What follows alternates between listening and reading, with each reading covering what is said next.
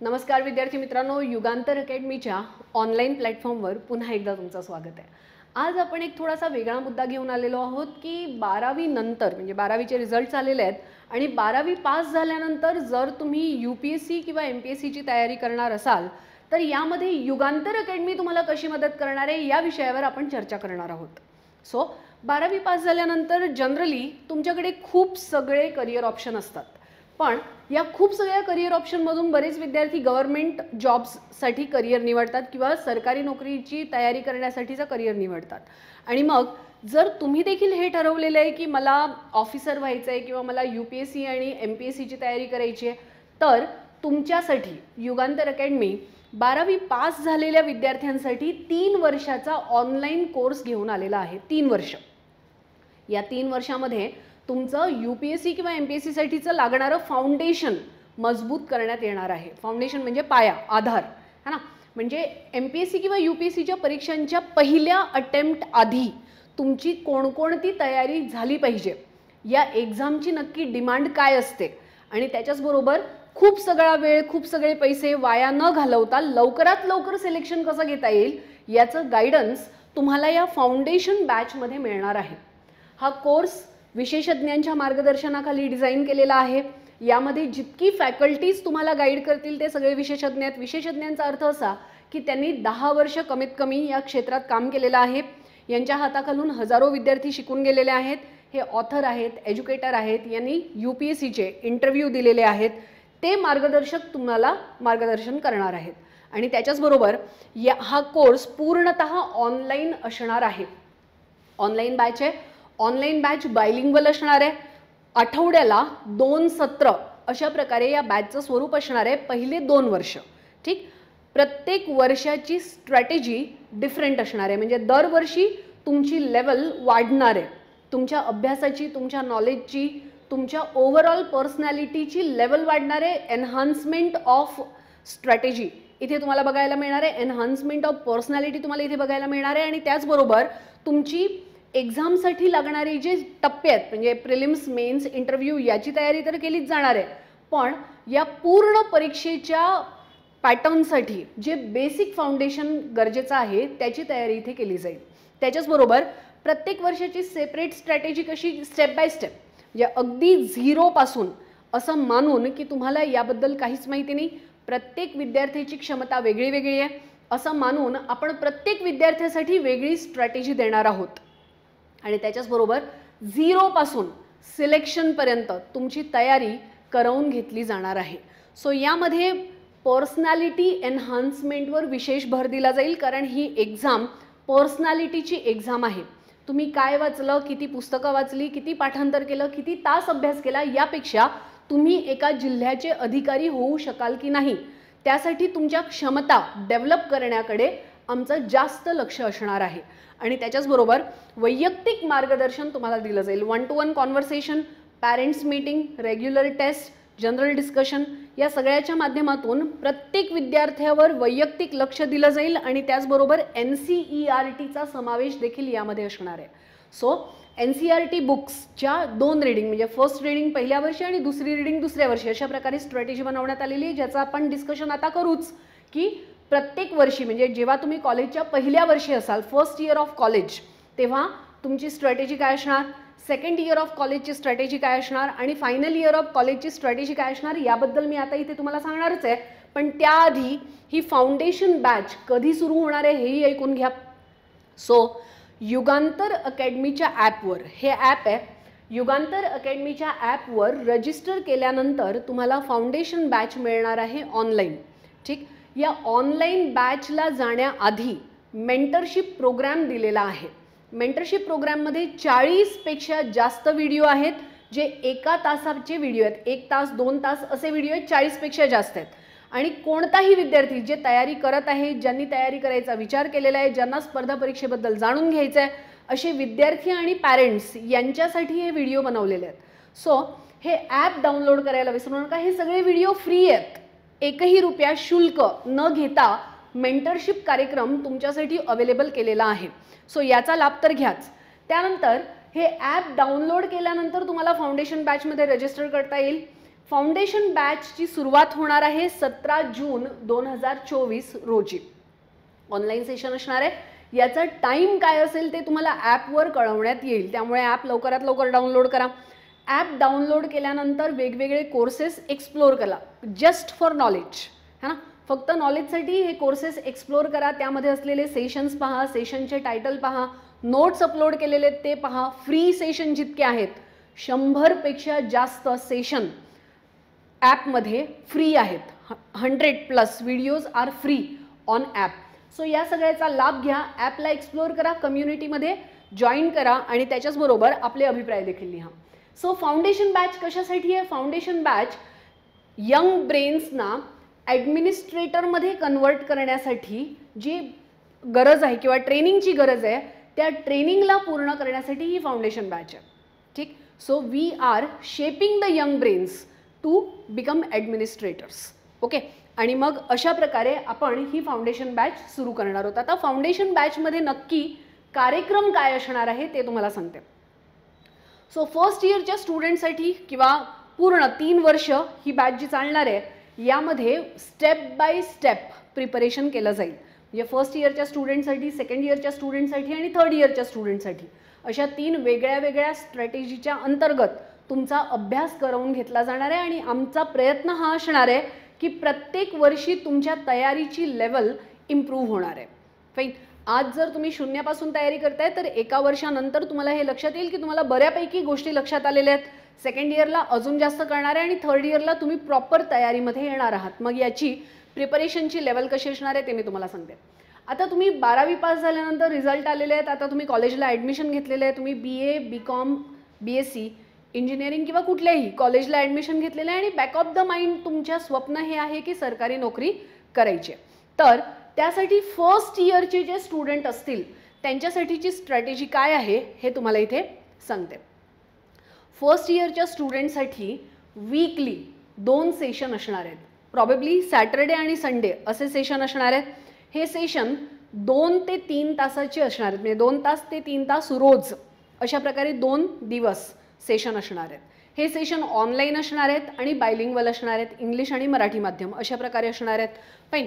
त्यानंतर यामध्ये competitive exam नक्की काय असतात, त्याचं स्वरूप काय असतं, याची डिमांड काय असते, पेपर किती असतात, कोणकोणते सब्जेक्ट असतात, या सगळ्याबद्दलची ओळख तुम्हाला इथे करून दिली जाईल.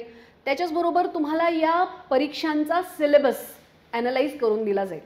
बघा, कोणत्याही परीक्षेच्या तयारीसाठी तुम्हाला पहिले सिलेबस माहिती असणं गरजेचं असतं. फॉर एक्झाम्पल, जर तुम्ही एखाद्या गेममध्ये पार्टिसिपेट करत आहात तर त्या गेमचे रूल माहिती असणं तुम्हाला गरजेचं असतं. त्याप्रमाणेच कोणत्याही परीक्षेच्या तयारीसाठी पहिले त्याचा सिलेबस जाणून घेणं महत्त्वाचं असतं. म्हणून इथे सिलेबस डिकोड केला जाईल 1 बाय 1 सब्जेक्ट आणि त्या सगळ्या सब्जेक्टचा सिलेबस अगदी परत दर परत, है ना, अगदी लेयर्स काढल्याप्रमाणे त्याला आपण डिकोड करणार आहोत. शब्द आणि शब्द तुमच्यासाठी एक्सप्लेन केला जाईल.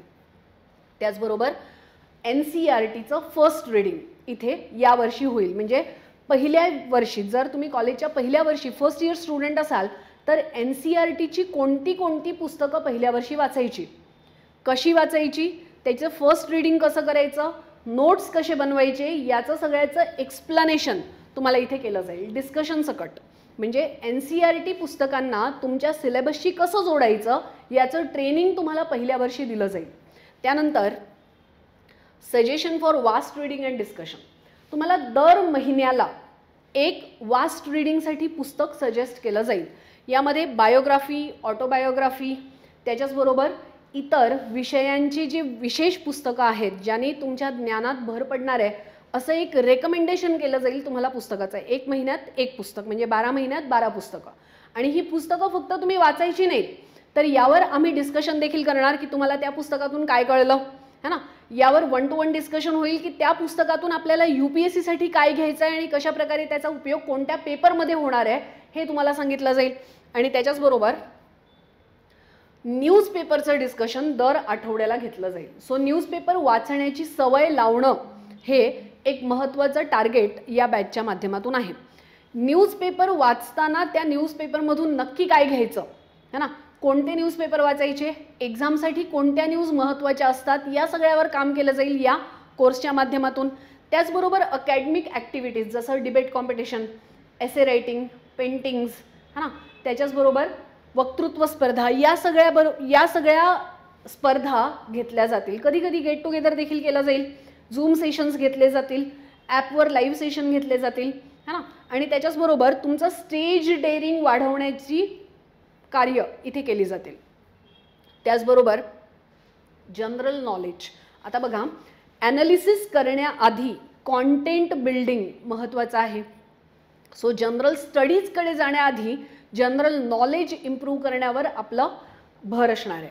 ठीक. आणि त्याच्याचबरोबर रेग्युलर टेस्ट असतील, दर महिन्याला एक टेस्ट तुमची होणार, त्याचा रिपोर्ट बनवला जाणार, तुमची प्रगती कशी होते त्याचा रिपोर्ट बनवून तुमच्या पॅरेंट्सबरोबर शेअर केला जाईल. आणि त्याच्याचबरोबर मेंटरशिप प्रोग्रॅम, एक्सपर्ट्सच्या गायडन्स अंतर्गत एक्सक्लुझिव्ह मेंटरशिप प्रोग्रॅम तुम्हाला मिळणार आहे. सो पूर्ण 12 महिन्याची ही स्ट्रॅटेजी आहे, ज्याच्या माध्यमातून तुम्हाला तुमचं फाउंडेशन मजबूत करण्यास मदत मिळेल. मग फर्स्ट इयर कंप्लीट झाल्यानंतर सेकंड इयरला काय केलं जाईल. सो जर तुमचं फर्स्ट इयर कंप्लीट झाल्यानंतर सेकंड इयर जेव्हा सुरू होईल, तुम्ही सेकंड इयर ऑफ कॉलेजला जेव्हा असाल, ट्रान्सफॉर्मिंग इयर जेव्हा तुमचं असेल, तेव्हा सेकंड रीडिंग ऑफ NCERT तुमच्याकडून करवून घेतली जाईल. ठीक. आपण पहिल्या वर्षी फर्स्ट रीडिंग केली होती, आता सेकंड इयरला सेकंड रीडिंग करायची, याचे नोट्स बनवायला सुरू करायचे.